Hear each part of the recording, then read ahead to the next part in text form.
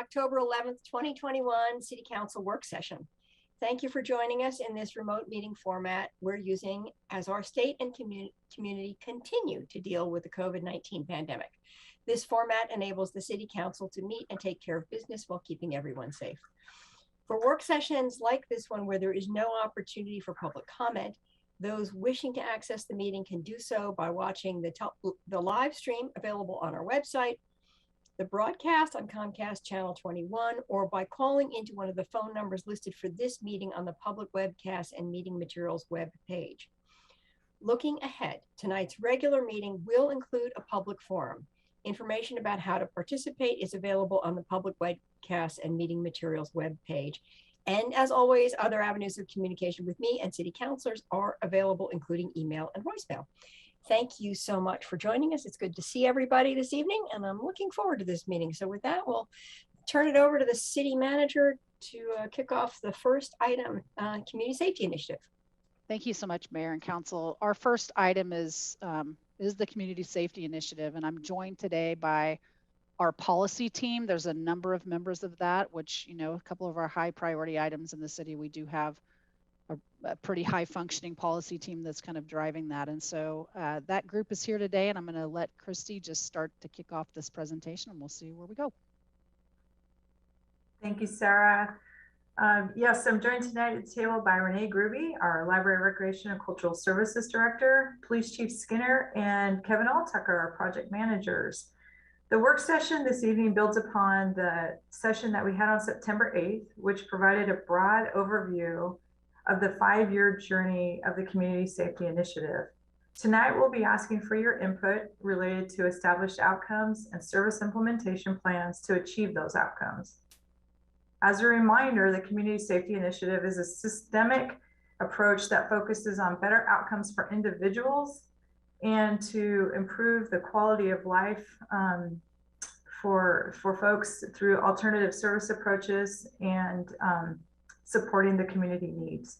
Each aspect of this system is relying upon the others for sustained success in meeting the community needs. The CSI, if funded, is funded with the payroll tax collections, which you heard a lot about at the last meeting, and provides critical services such as youth prevention, police services, fire and emergency medical response, municipal court, prosecution, prevention, and homelessness.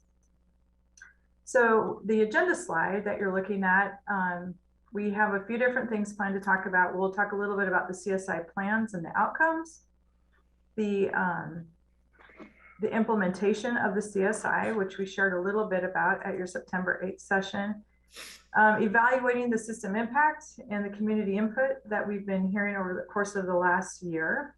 And then most importantly, probably for tonight, is getting your input on areas of focus as we move forward.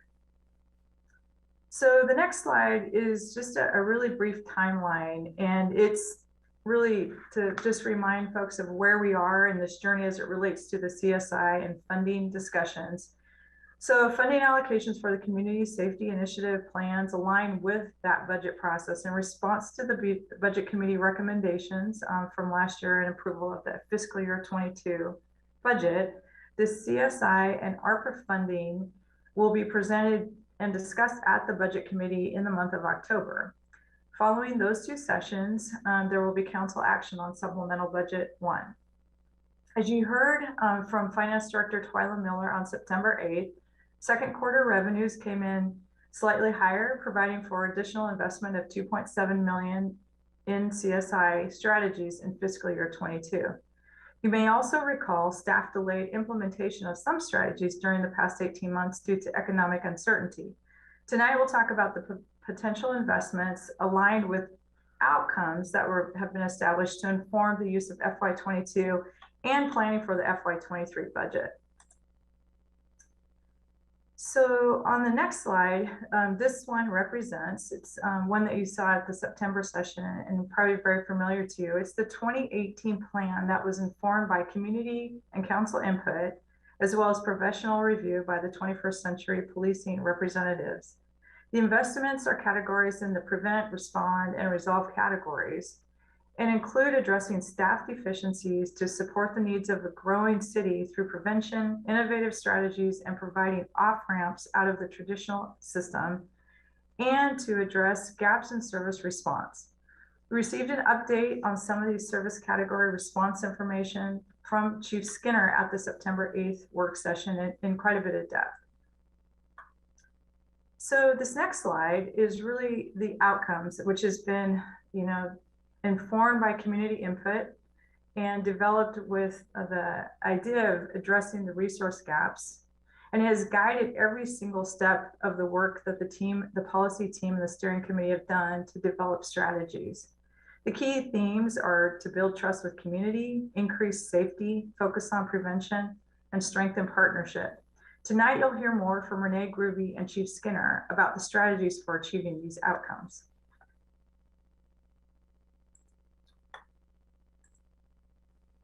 So this next slide represents what we've implemented to date. These initial investments were put in place with the understanding that other CSI strategies would be phased in over a period of several fiscal years following implementation of the payroll tax.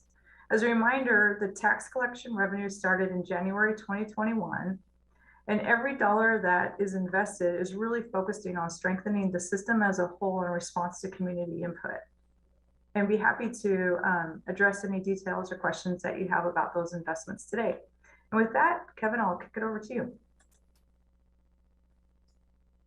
Thank you, Christy, and thank you, Council and Mayor, for this opportunity. I will be speaking to 2 slides. And the first one that you're seeing is kind of new information. We mentioned it previously, but I'll review it for you again. And it may be new information for some of you.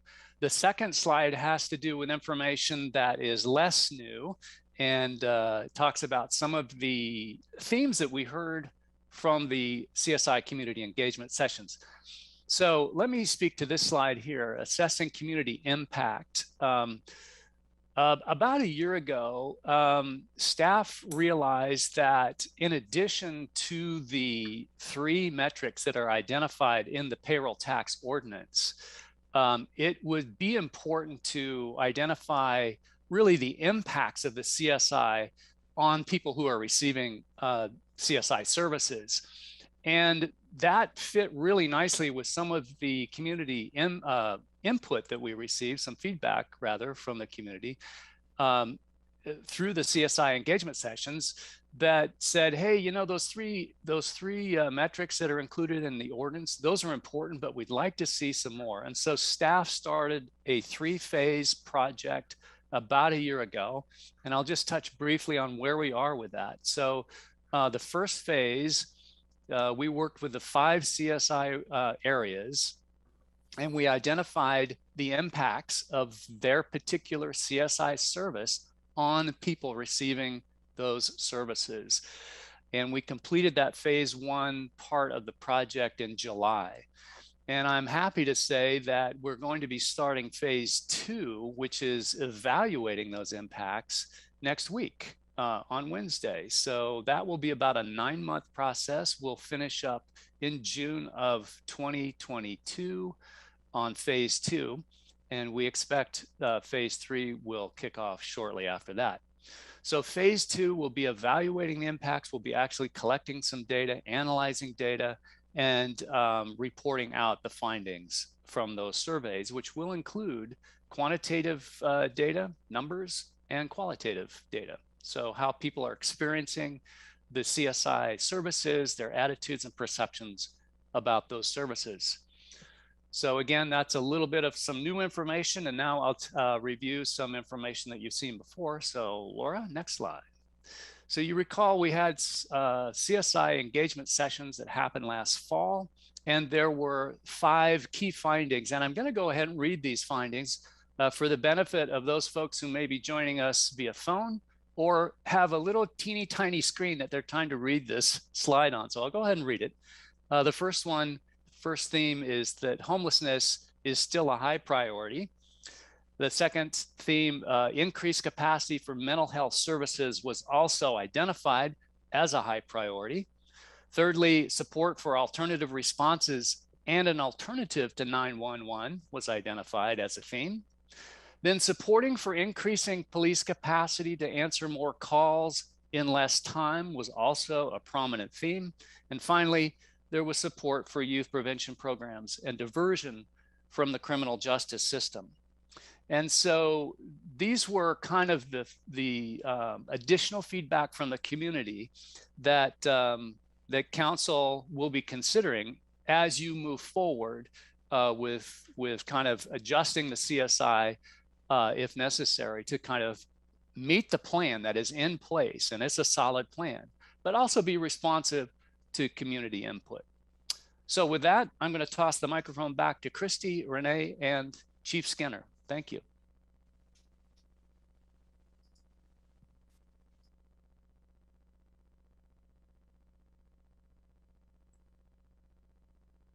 Chief Skinner, I can kick it off if you want me to, or let you jump in.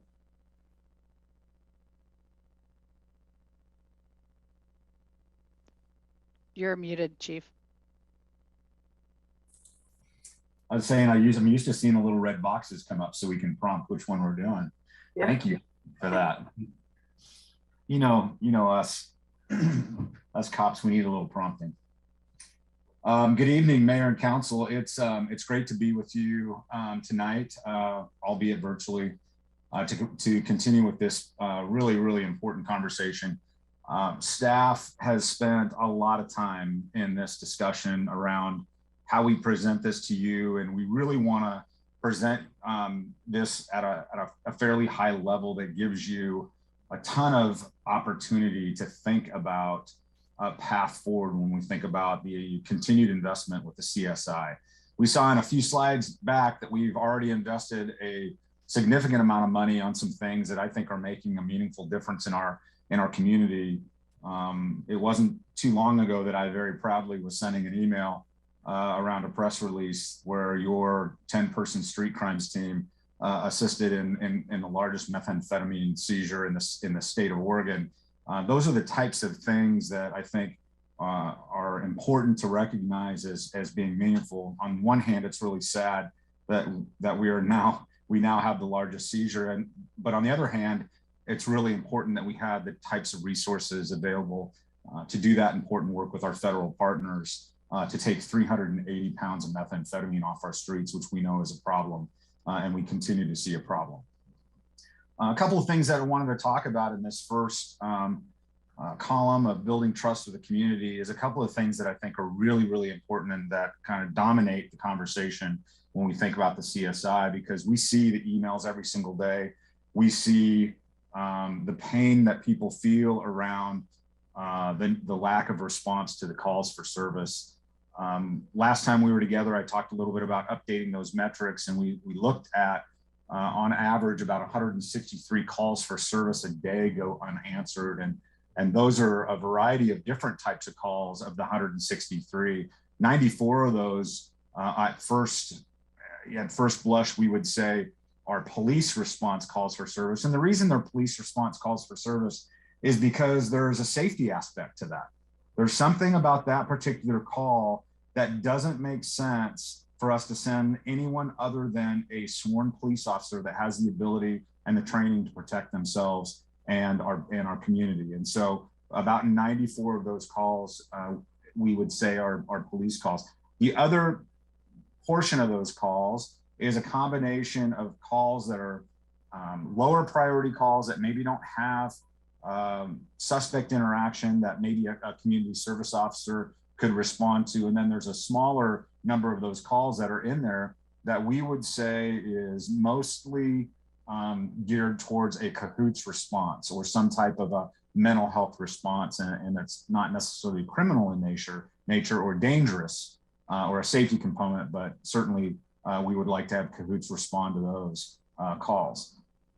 Part of that conversation is around just the mere supply and demand when we think about this. And you've heard me talk a little bit about this. You know, our demand is outpacing our supply of ability of resources to be able to respond.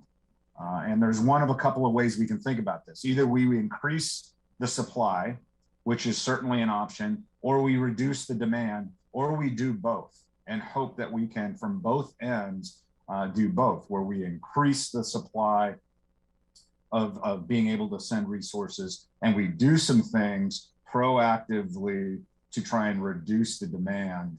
And I think we're starting to see and have some ideas around how we do that when we see certain demands in certain parts of our areas and certain groups of individuals that are generate the high demand for us. We need to do some work on that end so that we can make sure that we're doing that. So when we think about the community safety initiative, we think about doing both those things. And so I want to talk about increasing supply. In the original plan, we talked about a variety of things that we wanted to do around increasing the supply for us to respond to these calls. It's a combination of adding officers. There's no question that we need more police officers to respond to these calls for service. Understand that every time we get a phone call, or at least most times we get a phone call, it's as a result of somebody who's been victimized from criminal activity. And we need to be able to respond to those. If there's nothing else, it is the fundamental obligation of a police department is to be able to answer those 911 calls for service. And that's the core of our mission. And we have to be able to do that. We're not doing that as robustly as I think we should or would like to do. And so we think about adding that supply of police officers to respond to those right calls for service that come in through our 911 system. The other piece is the supply around, can we build, and this is kind of goes towards the aligning the resources with needs. Can we build an alternate response or an alternative response to some of those other calls for service? As I've done speaking throughout the country and into Canada this last year on COVID, what I'm finding is that there's no one size fits all type of mentality on how you do this. Many police departments send their police officers to everything. And that's just not how we're built. We don't have the capacity to do that, nor do I believe that's the right use of that resource.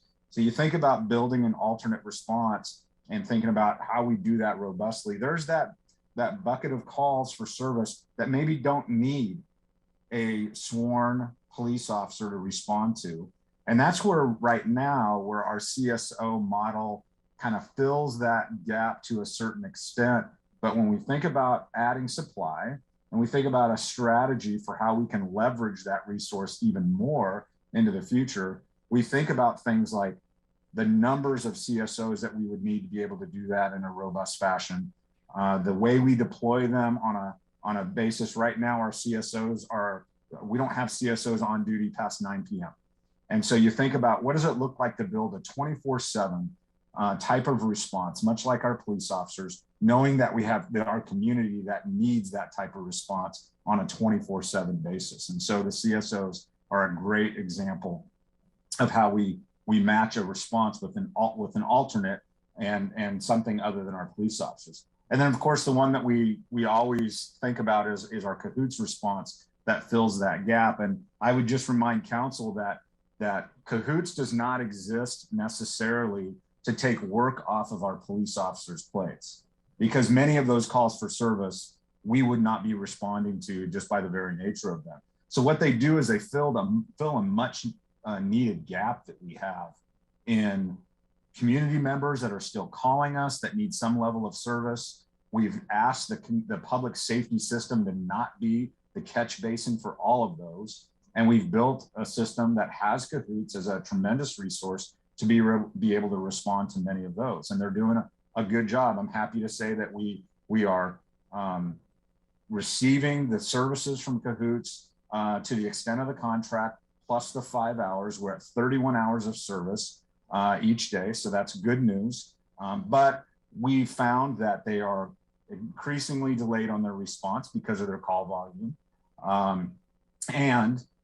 We still have calls that are in those unresponded to calls that go unanswered because they're struggling with some of the same things we're struggling with, which is a lack of supply for the demand. So, but that's an easy example of how we do that. All of this is predicated on a variety of things. We certainly think about the human resource aspect of this and what it's going to take to hire the right people, whether it's police officers or CSOs or even the support staff that we need to hire to meet the need of adding other staff that are out in our community doing work, whether it's staff in municipal court or staff in records or our dispatch staff and our communication specialists as we as we try to staff this up, we think about those FTE that we need to fill to do this. I think about technology and how we can leverage technology and how we can create off-ramps for people without having to engage a person to do the work, but maybe there's a better online presence that we can have that we can point people to and they can feel like they're getting their needs met from leveraging technology. And I think that's an important piece of efficiency for us to look at. But I think when I think about adding staff though and doing that, there's a couple of things that I would be remiss if I didn't mention that I think is also important in this community safety initiative. And I think I heard loud and clear last time we were together with you and talking about this. And one is employee wellness and officer wellness. The importance of making sure that we retain the staff that we have, that we take care of the staff that we have, that the staff that we have are in a position where they can make the very best decisions they can from a place of health and wellness, as opposed to a place of frustration, anger. And we've seen time and time again through frustration and anger and just exhaustion that our capacity for empathy goes down significantly. And we don't want that to happen. We want to make sure we're taking care of our people. The other piece that's really important is the ability to recruit and hire the right people at all levels throughout the organization. And as you can imagine, it is really, really difficult to hire police officers right now. It's really difficult to hire many positions within public safety right now. And that's something that's happening nationwide, and certainly something that my fellow chiefs in the state of Oregon are grappling with right now. And so what I believe is an opportunity through the CSI is to take a look at how we recruit, how we retain, how we leverage the CSI and its resources to do things a little bit differently. And I've got some great ideas around officer wellness as well as recruiting that could really, really change the game for Eugene. Essentially, we need to be differentiating ourselves in the marketplace. If we're going to be successful at any one of these four things that we're doing, we have to make sure that Eugene is everybody's first choice when they're looking for employment. And the way we do that is through a variety of things, but it boils down to whether or not we can create a situation where the person we're recruiting or the prospective employee has an emotional connection or a unique brand experience when dealing with us as a city or us as a police department or us as a dispatch center or wherever we're trying to hire people, so that we're the first choice. And I think there's a variety of things that we can do to actually differentiate ourselves in that marketplace and be that first choice for people. So you heard me say time and time again, it's about hiring the right people. It's about hiring the right human beings, people of character, and teaching them how to do the jobs that we need to do. And what we're struggling with is we need the right people to choose Eugene. And so there's some strategies we can employ to be able to do that.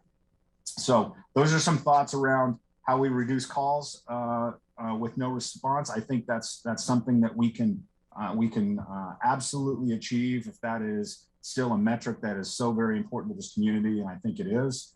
I hear from people every single day that are frustrated, as you do in email. I read all those emails, and I think we can do it in a manner where we're not throwing just sworn police officers at every problem that we have in this community. There's a place and time for those men and women that are sworn and show up in the cars and in the gear and all the tools. And then there's a time to maybe find that alternative response. And we can certainly build that as well. And so it's an exciting time and a hopeful time for the Eugene Police Department. And with that, I'm going to turn it over to Renee. I think we're going to talk a little bit about prevention. Thank you, Chief. That was, it's always like reassuring to hear how, I don't know, really what great leadership we have in the role of the police chief, and working with you is always such an interesting and inspiring kind of perspective.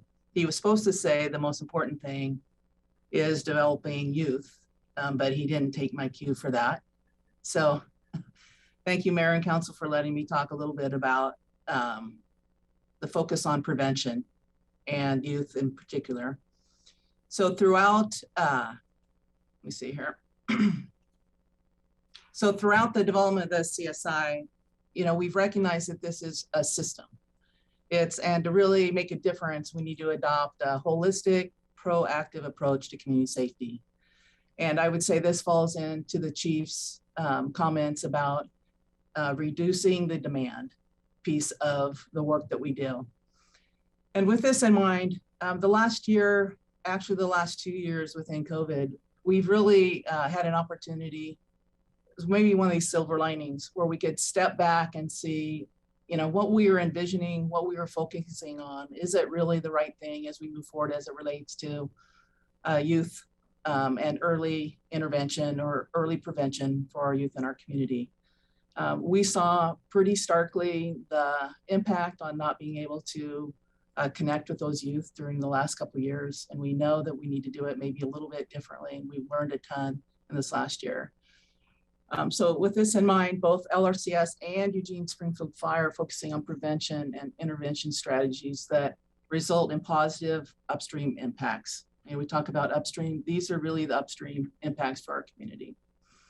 So the first thing I'm going to talk about is a program that our Recreation Division is in the midst of re-envisioning, which is a teen empowerment program. As you know, community safety is more than intervention and policing, which Chief Skinner has talked about.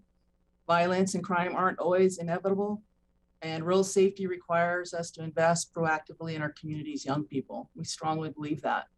Youth violence is identified by the CDC as a public health problem that can be stopped before it starts. And programs designed to strengthen social and emotional skills, connect youth and teens with caring adults, provide positive peer networks, all are identified as protective factors, effective at preventing youth violence and increasing long-term individual and community safety.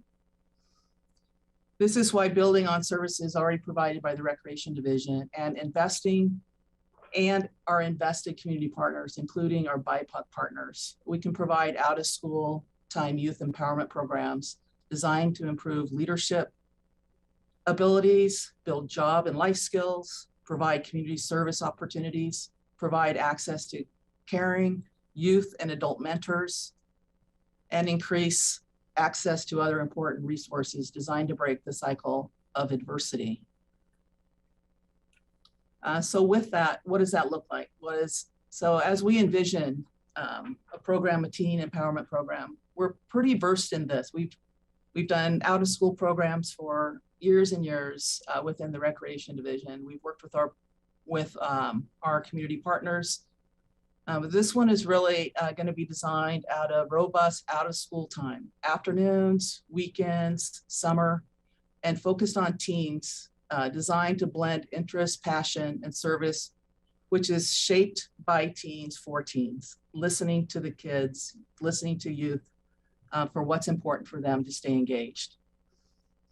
It will provide staff mentors, which teens can identify with. There will be outreach, relationship building, resource sharing, service coordination with local organizations serving teens who have the highest barriers to participation in recreation or enrichment programs, particularly teens who are part of communities that have historically been marginalized. Individual programmatic focuses will be on building healthy relationships, community service through volunteerism, career readiness, and just really a overall holistic well-being. And geographic equity of services of teen program options by using, I went dark here, existing recreation centers, parks, or partner buildings in various communities, parts of our community, including those that are close to Title I schools or in high density, low income housing areas. We know the community will reap long-term safety benefits, and if we invest in these teens proactively. And there are a number of impacts, as Kevin was talking about, identifying what that really is and getting a handle on it, that we know that we can measure to see that we're making a difference in the community. We know that youth will come out of this believing that their contributions are helping the community, that they believe they can learn and grow from their community, that they feel appreciated and cared for, that they have positive, meaningful relationships.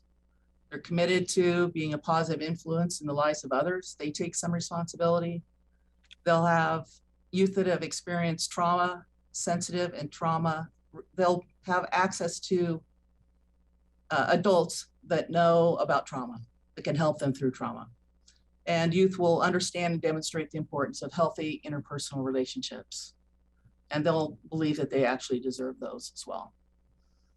So at the end, we think this is the best way to invest in our youth and expand our early interventions.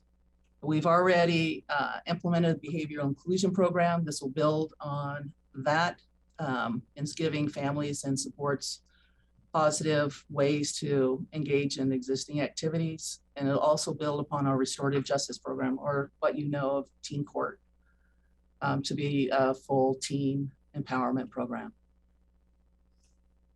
The second area of focus is led by Chief Heppel's team and aligned with Eugene Springfield Fire's Community Risk Reduction Program and recommendations from the 2020 Community Risk Assessment Report. Community risk reduction is an integrated approach to risk management that marries emergency operations and prevention strategies into a more cohesive approach to reducing risks in the community. And here are the areas that Fire is considering focusing on. And again, this is for that alternative response, reducing the demand, I think, category of prevention. What Chief Heppel has suggested is increasing fire inspection capacity. Fire inspections provide an opportunity to educate our citizens on fire safety. And as Chief Heppel would say, most community members want to do the right thing. They just need a little help knowing what to do. Inspections allow the fire department to engage with the community on a good day, not their worst day. And being in the public allows Fire to represent our organization with professionalism, knowledge, sincerity, and wanting to make sure that our community is safe. Additionally, it allows us to identify trends that may be emerging throughout the entire community. Inspections get us into buildings. Some of the simplest safety deviations can have the biggest impact for our business community. And this is truly an upstream program where people, a fire never gets started. The alarms, which get folks out of the building, work, and the suppression systems that stop the spread of fire when it's small actually make a difference. The other area that Chief Heppel is looking at and focusing on is quality assurance and improvement. Again, this goes with some of the measurement and identifying impacts. Quality assurance ensures that the department is consistent with protocol, process, and policy compliance. It means that our performance, we're hitting our performance-based standards and that we're current on those. We're doing what we said we're going to do, or we're walking the walk and walking the talk as well. And then also quality improvement, looking at systems and educating our firefighters to put them in the best place to make sure that we're actually responding with the appropriate response. And Chief Heppel is available if there's questions about this after the presentation as well. So these are the areas of early intervention and prevention. And with that, I'll turn it over to Christy. Hi, thank you, Renee. The last category that you hear a lot about is the support efforts for homelessness and increasing connections to services. I just wanted to share that the homeless strategies that were part of the CSI were front and center in 2018, and when we started implementing some of the systems with the bridge funding that we had. About 80% of the funds that were established for homeless services have been implemented. There's a few things that we're continuing to work on. One of them is near and dear to Councilor Semple's heart. It's the day resource outreach work that's happening. We have a facility that's doing that work, have some outreach staff that are connecting to folks that are unsheltered right now. And in addition, the other piece is just continuing to look for ways to expand upon that engagement work that needs to happen, and making sure that people are getting connected to services. And sometimes that's through contracts and whatnot. At this time, there's so much work happening related to homelessness response that's outside of the CSI work that's happening, that you all are very well informed about and have made some pretty incredible decisions to move forward with some of the safe parking and safe sites. Sorry, said that 3 times fast. And we're have investment dollars set aside to do that. City manager set aside some homeless response dollars within this year's budget. And in addition, we're looking at ARPA funds and other funding strategies to really address these big efforts that are underway. One of the things I will say is that since 2018, when we knew we had a problem with our unhoused in terms of having the capacity to help provide shelter, that program has grown probably trifold since that point in time. And so some of the strategies that were implemented were really stabilization strategies, things like funding for the Dusk to Dawn program, 15th Night. All of that had to do with stabilizing funding that had been one time. And so I think at this point, our recommendation would be to continue the course with the work that we're doing and move forward with some of the discussions that are scheduled with council related to longer term funding strategies as part of Councilor Zelnica's motion that he put forth, and talk about where we go from there in a bigger context of the changing landscape that we've had. But the investments have been helpful in stabilizing the much needed services that were funded on a year-to-year basis. And we're feeling good about where we are with those. We've just, the problem has shifted and the need for services has changed. So with that, let's go to the last slide, Laura. So the next step, so what we're looking for tonight is really input on the future investments. Where would you like to, based upon your feelings of where things are at and community input, where would you like to see us think about focusing our investment?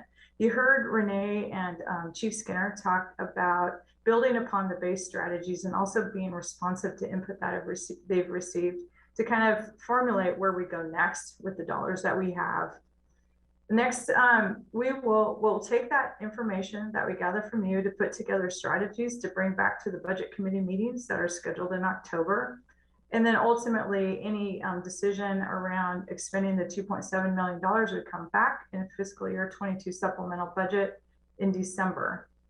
And the other way that we'll be using the information that we received from you tonight is really that overall planning process that we have for the budget that's really starting now as we get ready to move into the FY23 proposed budget that you will receive next spring.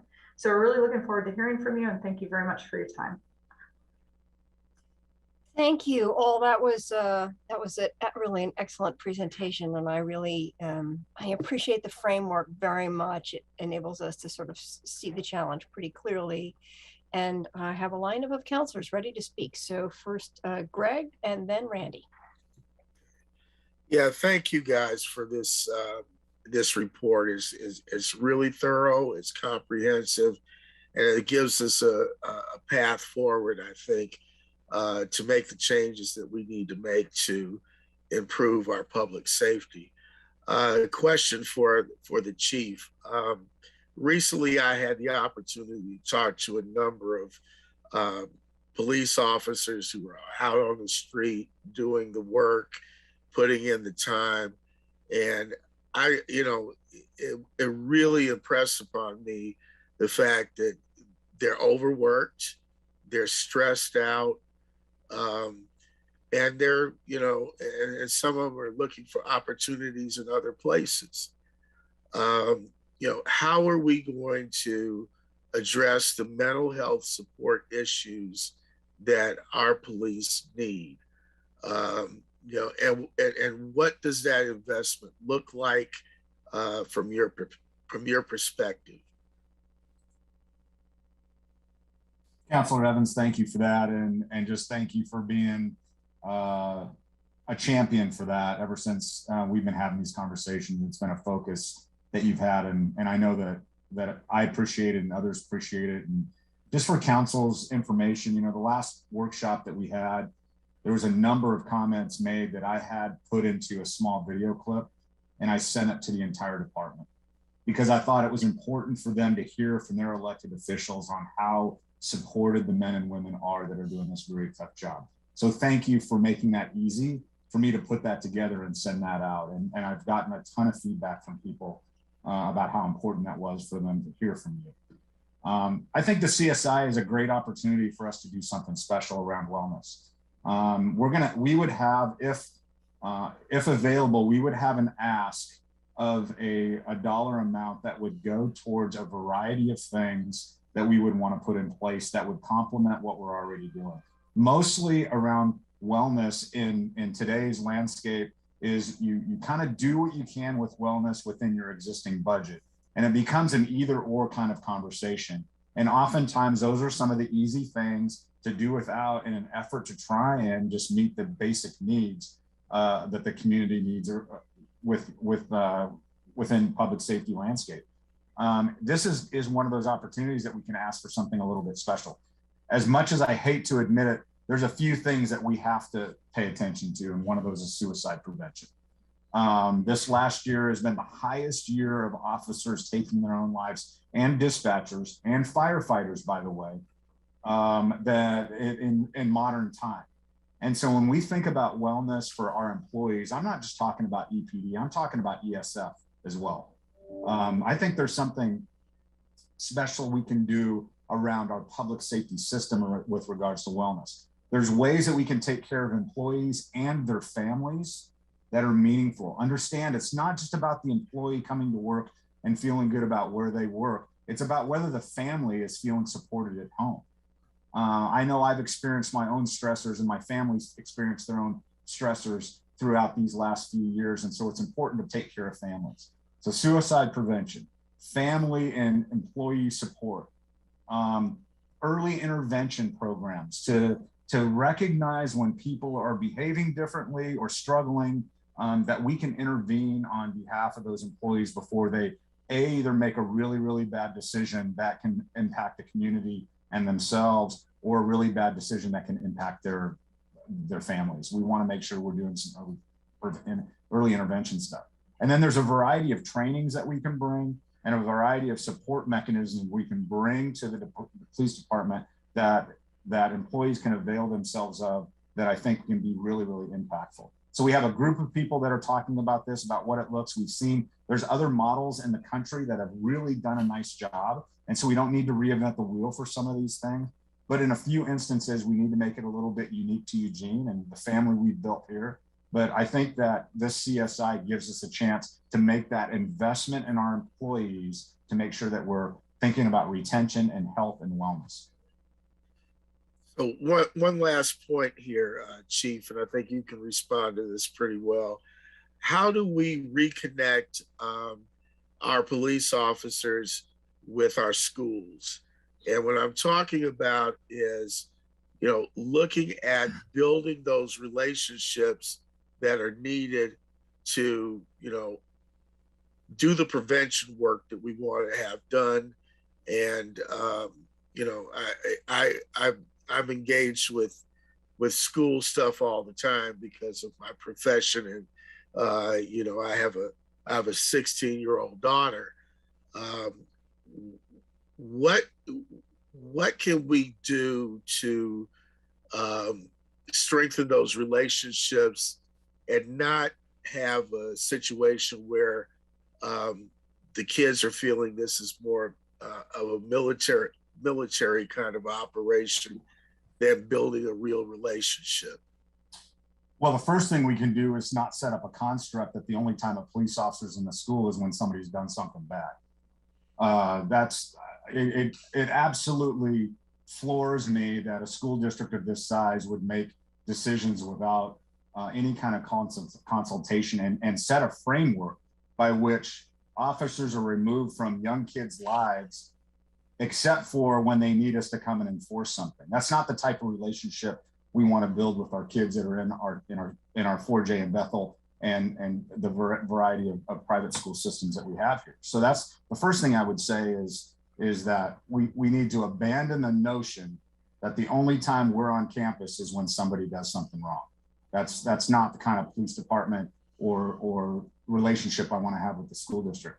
The other thing we can do is, and we were on our path to do this, is to completely revamp the traditional SRO model and move more towards a youth services model that puts administrators more in charge of some of the low-level discipline, like I believe they should be, and put police officers in a variety of roles in the school to include education and mentoring and just relationship building. And certainly there's a safety component to that. I mean, we're not immune to school violence or workplace violence or campus violence. And so we have to be mindful of that. But there's a way to build a system where our police officers in a variety of looks and feels can be really a part of these kids' lives that doesn't feel punitive and it doesn't feel enforcement oriented. I'll look forward to the day that the 4J school board decides to engage me in a conversation about this. To this point, they have not engaged me in one dialogue about what this could look like ever since the spring of 2020. And I stand ready to build something really unique for this community, ready to get back in this game and ready to do something unique with 4J and Bethel if they just give us a chance to come to the table and talk about what it could look like. And last thing is, do we need to reframe the culture of the police department and take a paradigm shift, in a direction that is we're already community oriented, but looking at our relationship with the communities in a different and more proactive way? So that's a big one to unpack. And what I would say to you is that your comment about building relationships in the community and building relationships with kids is, and I'll go back to the things that I've said since I've gotten here. That relationship is built through a variety of ways. I mean, it's certainly built through the service people experience from us in a respectful and hopefully timely manner. That could build a relationship. But really where the relationships are built is when we're able to engage in proactive community relations and community policing types of activities. And right now, what you have is a bunch of officers who are obviously the outwardly facing part of this police department is our patrol division. There's no question about that. But when that patrol division is going from call to call to call, and as they're dealing with you as a victim, they don't have the time they can invest in you the way they want to because they've got 30 calls holding for them and they feel the pressure to handle all of those calls.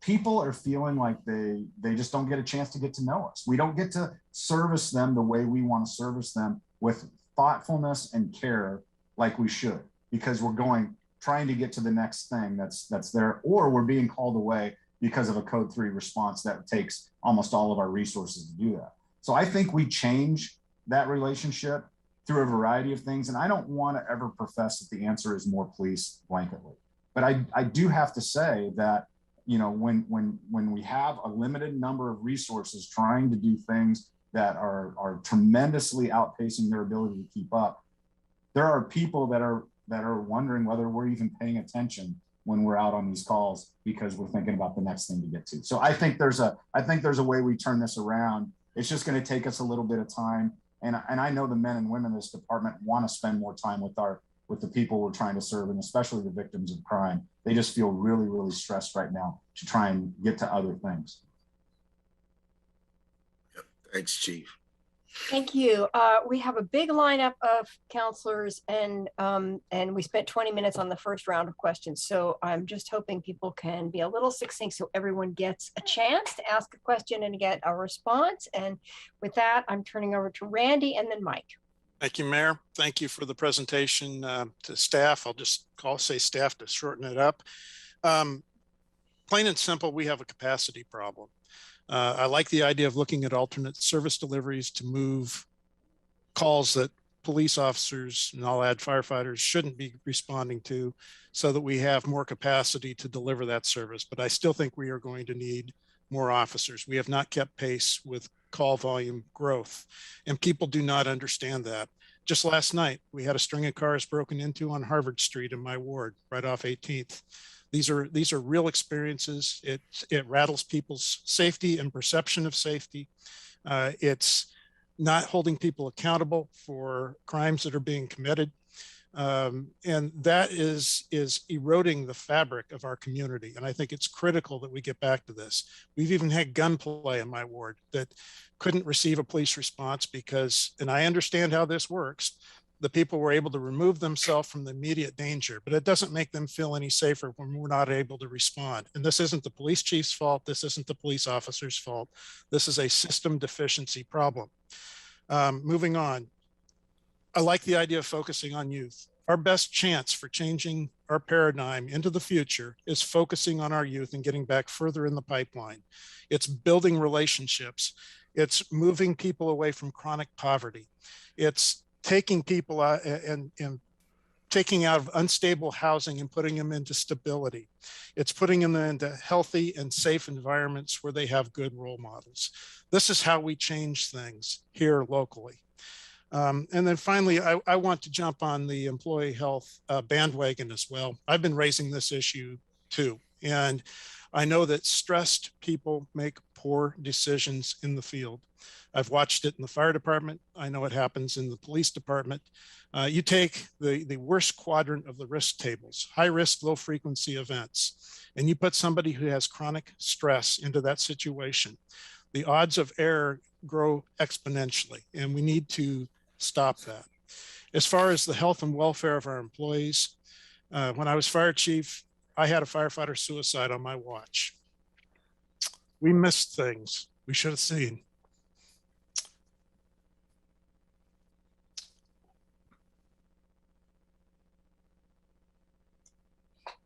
Thank you, Randy.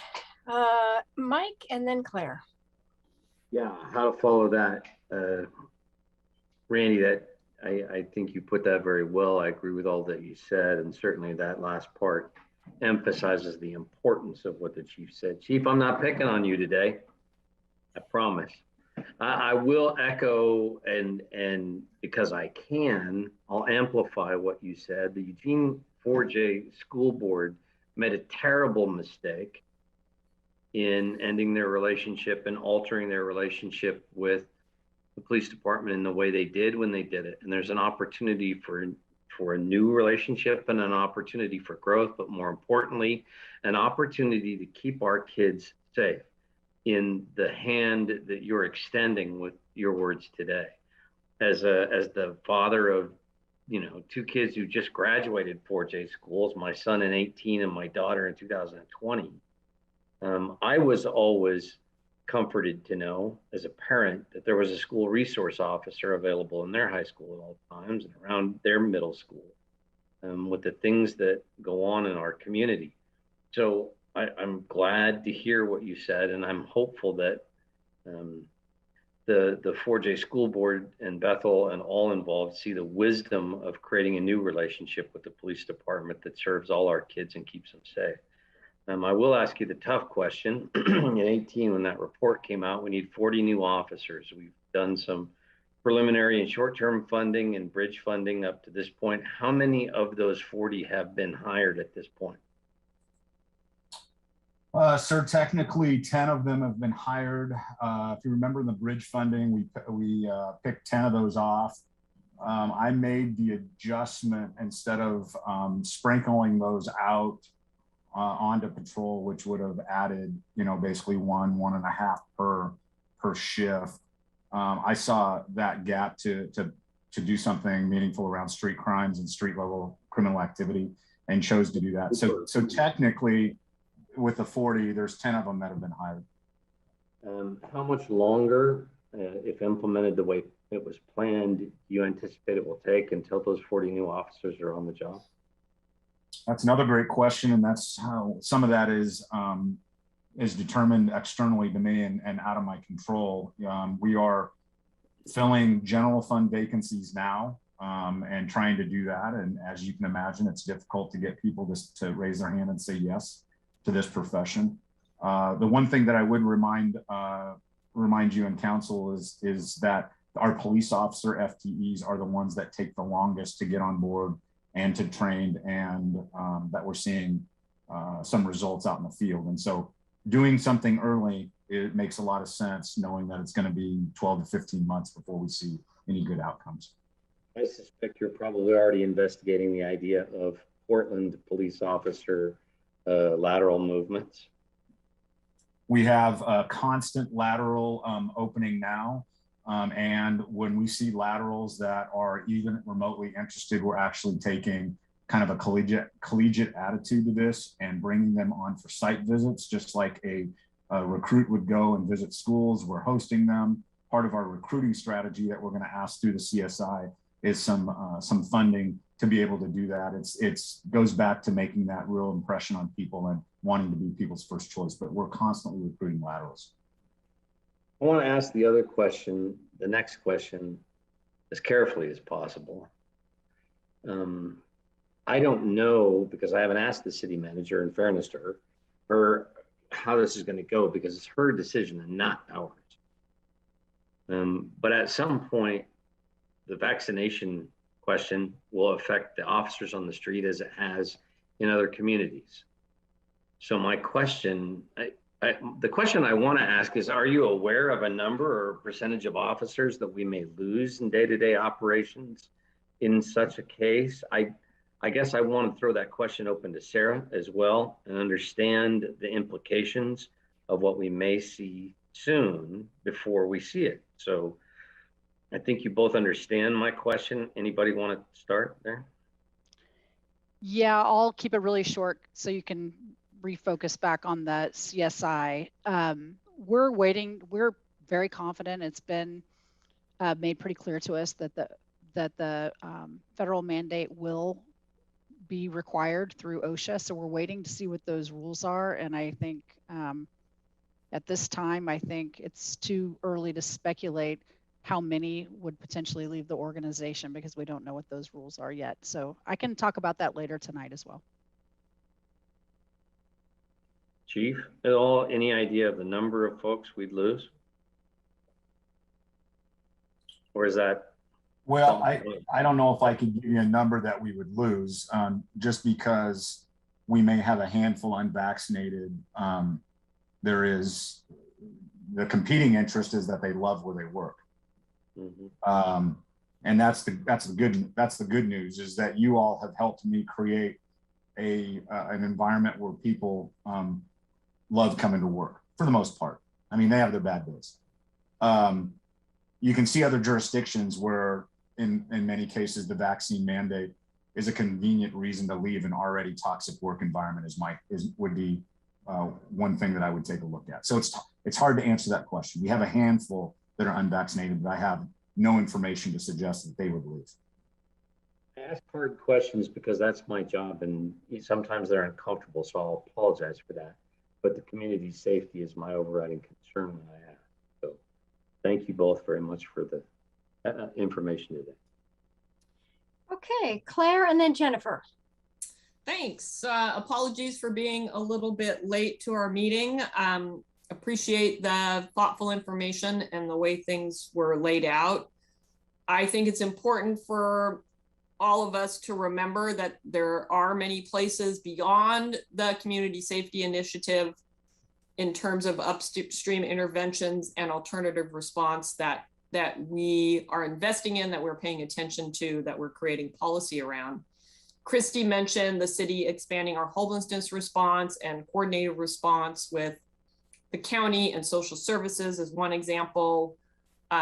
I note on our tentative agenda, we're having a work session on rental protections in early December, and that's another area where we could make a difference in ensuring vulnerable residents are able to secure and maintain housing. And I particularly appreciate the expansion of youth services and kind of the coordination of that work that Renee shared. I think we need to stick with that and seek ways to expand it. And I will also mention, I am hopeful that our federal leadership will extend the child tax credit that's currently in effect and perhaps even help families afford childcare. both of which would make a huge difference in the lives of children and those raising them. And that is an example of a powerful upstream intervention that contributes to community health and public safety. I did want to hear a little bit about community court and where things stand with community court. I know because that is part of the CSI allocation. And so I don't know if someone could just give us a real brief update on community court in terms of how many folks it's serving, what's the map that it's covering, and that sort of thing. I'll speak briefly to that, Councilor Syra. I think that the CSI or the COVID protocols have impacted some of the services. The court's doing a great job of trying to keep all of their programs running. I'd be happy to get you some more numbers on that, talk to the court administrator and Judge Gill and send something more comprehensive back out to the council, if that's okay. Yeah, I think, you know, it's a small but mighty part of our alternative ways to hold folks accountable for behaviors that we're trying to discourage in our downtown core and in our nearby parks. And I'm a big advocate for it, and I want to see it get its due. So the last thing I'll say is, you know, I look forward to hearing from our full budget committee on where, you know, their thoughts are on allocating these funds, but I am still supportive basically of our original disbursement for this particular revenue source. It's one of, you know, the ways that we're tackling community well-being and public safety. And I still feel the need is there for the additional resources in police officers and detectives. And then we need to continue to make sure our upstream and alternative responses are established and expanded. Thanks. Thank you, Jennifer, and then Matt. Thanks. So thank you for the presentation. It was very easy to understand, which was great. I too agree that for the vast majority of the decisions we've talked about and made before, that they still make a lot of sense now, even a few years later. I really agree with how Christy explained our thoughts around the homeless services, making financially stable those services that have been relying on one-time funding, because that's very burdensome for our service providers. Being able to be guaranteed that those contracts are going to continue is really important to having that service available to us. I was also really interested in Renee's talk about the youth programs, and I know you didn't have a lot of details today, but I'd be interested, it can be later, in getting some details on that program and whether it's being fully funded with this or other funds, or if there's room. I think a lot of times prevention programs get kind of sidelined because, you know, the payoff is so far down the road that it's sometimes hard to secure long-term funding. So I just want to make sure we're doing a good program rather than just kind of, oh, we can only do this little bit that doesn't always get us that outcome that we need. And I also really appreciate all the talk about officer wellness. It's obviously something this entire council is really passionate about, and I love all the ideas about the support.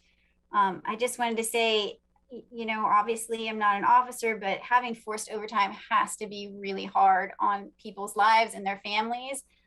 So like getting to a place where we don't have to do that would, I think, make a big difference in people's lives. And that all goes back to hiring.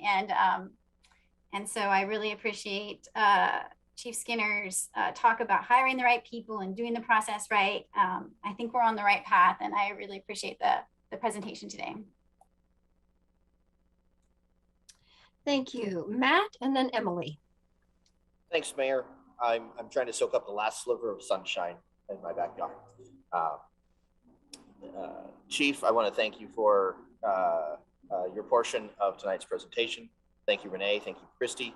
And I want to just offer a bit of empathy and recognition for my friend and colleague, Councilor Groves, and your poignant and powerful words and observations in service.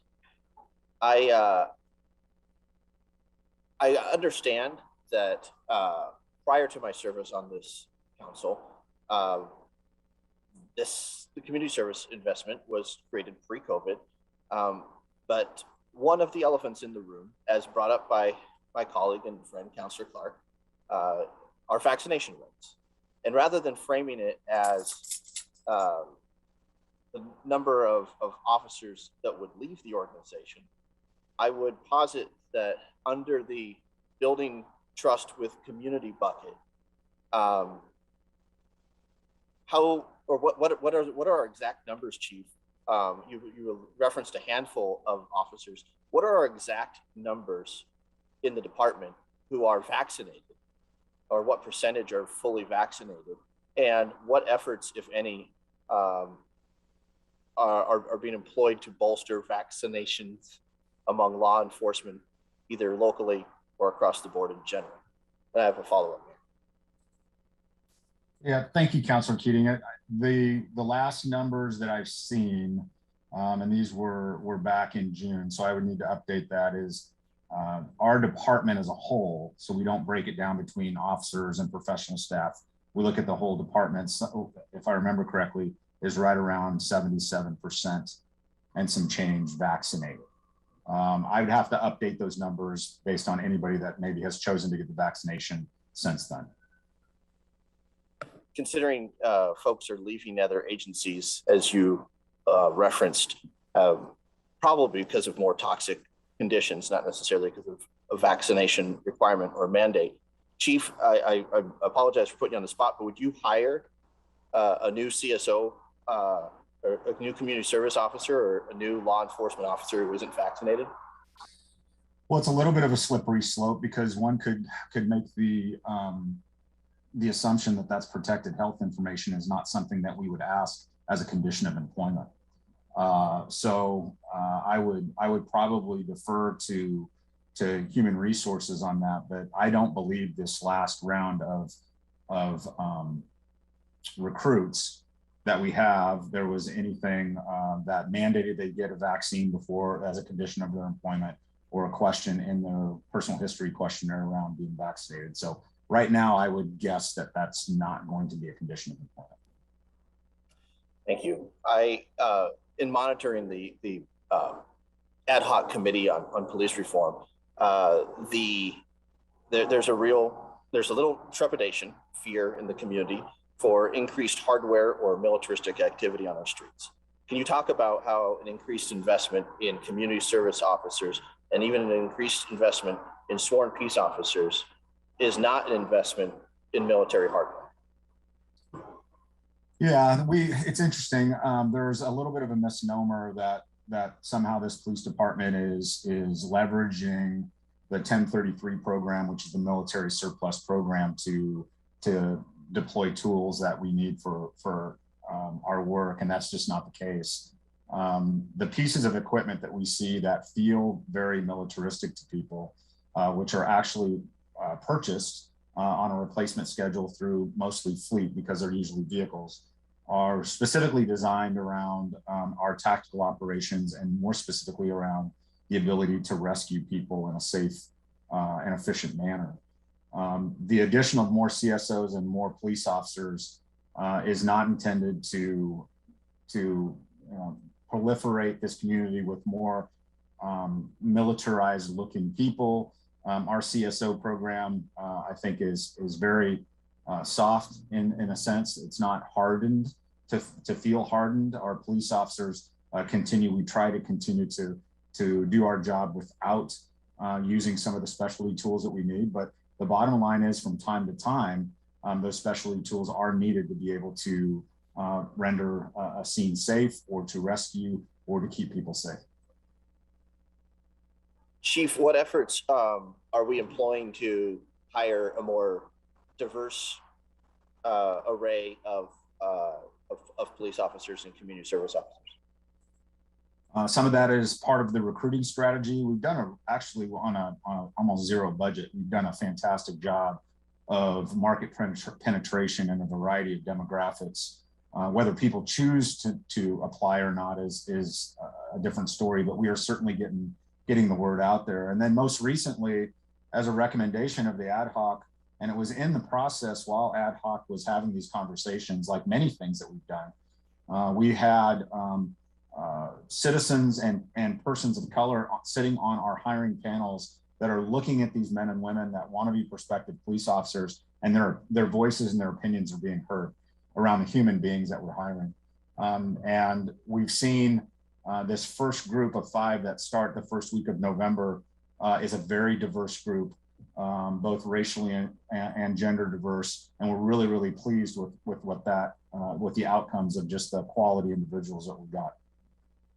Finally, Chief, thank you. I'm pleased to hear you echo Councillor Evans' support for mental health evaluations or investments in the mental health of our officers. That being said, what strategies are you employing, or what strategies do you see coming out of an investment in CSI? Do you see in training or shaping how officers deal with community members who are suffering acute mental health crises? You know, that's an ongoing focus for us to not only pay attention to our own mental health, but to better understand the variety of mental health crisis that we experience out in the community. Part of that is around, well, a lot of it's around training and being able to, in a safe environment where we can afford to make mistakes on how we approach things, that we can do some experiential training, bringing people in that suffer from mental illness, talking about how they feel, how they might react to certain things.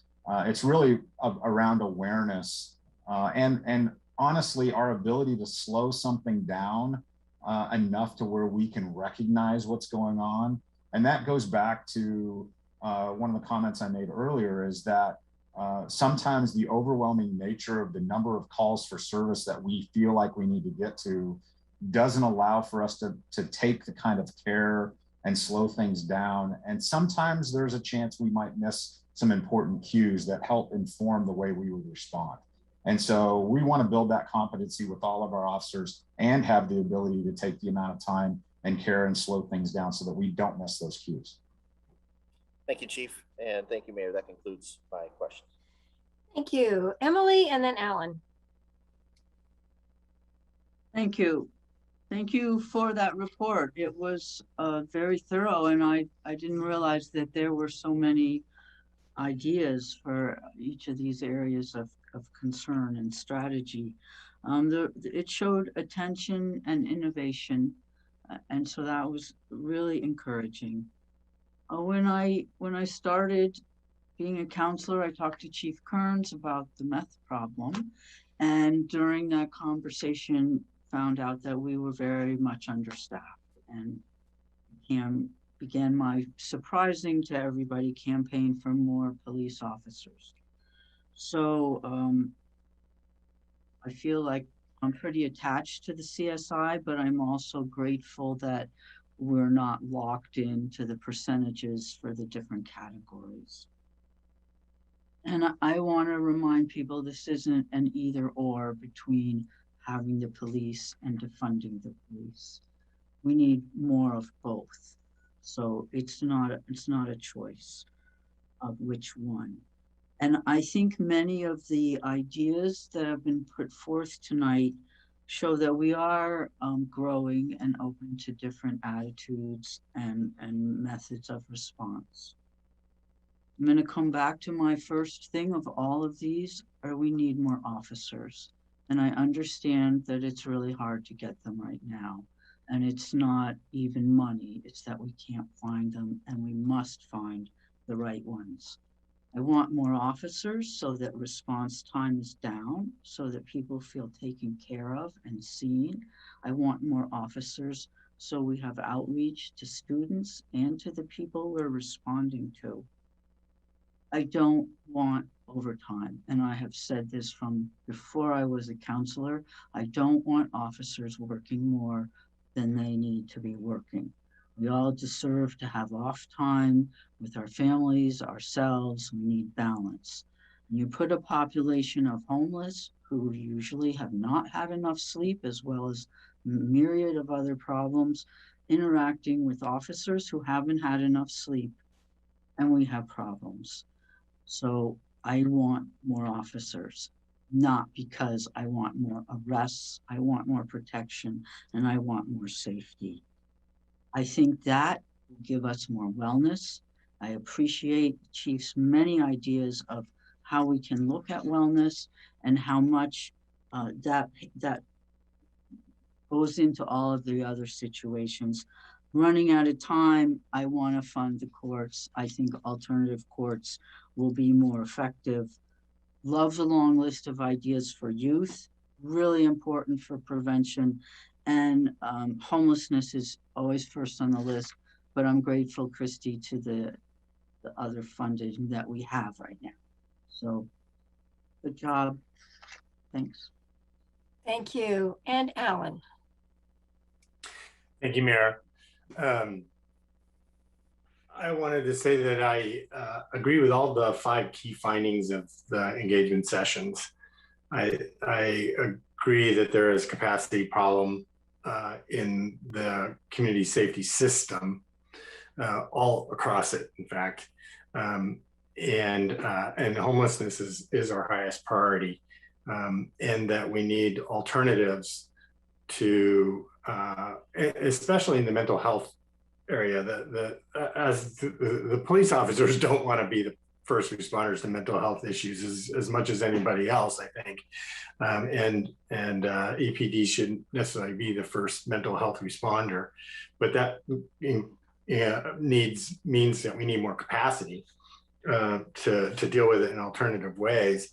One of the things that we were talking about before the last meeting was cahoots, and we were talking about the budget committee meeting, and there was some motions made about cahoots and investigating that. Could you bring us up to speed on that, Chief? I'm looking at their capacity, looking at their funding. I know we added some more money temporarily, but yeah, sure, Counselor. We're in the middle of a contract year with them. That contract will be up, but we'll be negotiating a new contract. I think this probably spring of 22 will be a new contract that'll be coming up. What council did in the interim is paid $125,000 for the additional 5 hours that came off the table. That was something that was a one-time add a couple of years ago. Actually it was supposed to be 11 hours. We could only get to 5 hours. And so council felt that was important to try and expand the 5 hours. So we have a total of 31 hours. I just confirmed today that we do indeed have the full 31 hours that are happening.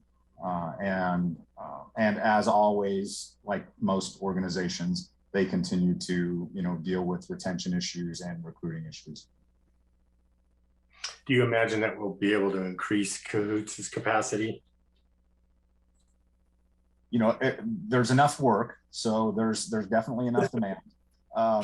The piece that I just don't have a lot of visibility to is the type of candidate pool they were able to get, and what their retention strategies are, and that's a real important piece to us. We build better relationships with those Kahoot workers if they're longtime Kahoots workers, and so we want to support them in expansion. We want to support them to do that, but in my mind, we need to do that so it's a reliable system, so it doesn't continue to expand and contract and expand and contract. We want to get to something that's really sustainable. Yeah, I appreciate the difficulties there, and it's not as simple as just pay them more and you'll get more people. It's a very difficult and challenging job, which requires specific skills and training, and it's not just snap your fingers and there's instantly more Kahoots people all around. So the other part of capacity is the ability to have quicker response to calls, and that means more police officers to be able to do that. And I agree with that. And I also agree with the focus on the youth and prevention side of things. If, as I said originally, when we came out with the mix of items in the CSI, I wanted to see more on the prevention side, a modest shift over there. I still believe that, but maybe that gets handled by depending on what the council does with regard to the work session I put forward for homeless service funding and climate change funding, and see if we can't create some more funding streams, dedicated funding streams there to increase those services, and then leave the CSI to do what we originally set out to do. So that kind of remains to be seen in my mind if we're going to go there or not. If not, then I would like to see a modest shift more into the prevention systems. Thanks, Mayor. Thank you. Thank you all. We overran our second item pretty completely, and I'll get to that in just a minute, what the follow-up will be. But I just wanted to add my appreciation for this conversation and my support also for the general framework that was presented in the original CSI, the adjustments, the 5 key areas of focus. I really appreciate the thoughts about the community service officers that might, if you had a chance, opportunity to sort of rethink how those officers are used, how they're trained, the number of hours, that seems to me to be a pretty valuable area for investment. I think what we're all seeking is that there's sort of more eyes on the street, that our public safety system is more visible and more available and more familiar to the community in a positive way. And so that seconds the thoughts of what happens in the school systems, and how our neighborhoods feel and how our businesses feel, and I think in the end of the day, how our officers feel about the work they are doing in their relationship with the community, which feels to me like that's part of that mental health effort. So I appreciate all of that. And I see that Alan has another comment. Before manager, I was going to let the manager speak. Did you want to jump in first, manager? I was just going to let you know that Mia Carriaga has jumped on as a panelist and can answer the question about community court if we have a couple minutes. Okay, that will be great. And Alan, did you have one other quick? I really don't want to start a whole second round because it's so late. So. No, I actually had it written down and just forgot to ask. Taking some of those folks that are added to the police department, whether they're CSOs or officers, and dedicating them to the homelessness issue, Chief, can you address that a little bit? I mean, that's a problem that's crying out for some dedicated people, both not necessarily officers, but more people to deal with the accountability mechanisms that we may come up with to be able to deal with more effectively with the problems that are created by the homeless camps. Yeah, one of the challenges that we have around accountability is people have a tendency to think that that's synonymous with enforcement, and in some cases it is. I mean, the ability to enforce our rules and our laws. The challenge we have is statutorily the only people that can do that are police officers. So our CSOs have no statutory authority to enforce anything. Now, having said that, there is some tremendous creativity we can have with our CSO group or a group like that could be a presence. They could, they could help shepherd certain processes that are going to be important. There's some things that we can do around the communities that are maybe feeling a little vulnerable, around some of the unhoused population that have congregated in certain areas so they feel safer. But, I think there's a variety of really creative solutions we can have. And I'm really just wanting to be focused on keeping our sworn uniform wearing police officers focused on what they should be doing, which is safety, life, and property safety types of issues. Thanks, Chief. A quick comment from Mike. Yes, very quick. I just want to say how much I appreciate Emily and her comments earlier. She represents a pretty wide diversity of opinion in Ward 1. And I thought her comments were wise and measured. And I appreciate how she put that forward. And I would encourage people to go back and watch it again, because I thought she captured it really well. So. Thank you. And I want to give Mia a chance to jump in here and talk about the court.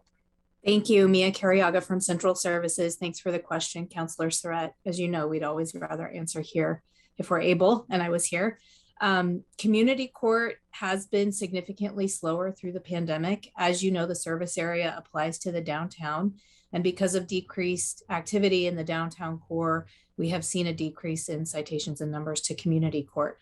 So the city prosecutor's office, municipal court, and EPD are in conversations about temporarily expanding the catchment area so that we can cite folks to community court more often. We are at risk of losing service providers right now because our numbers are so low. However, we feel pretty confident in working with the EPD data we've seen to date that if we were to expand temporarily, and we don't have the resources to do so permanently yet, but we could explore doing that so that we can help some more folks out. Thank you very, very much.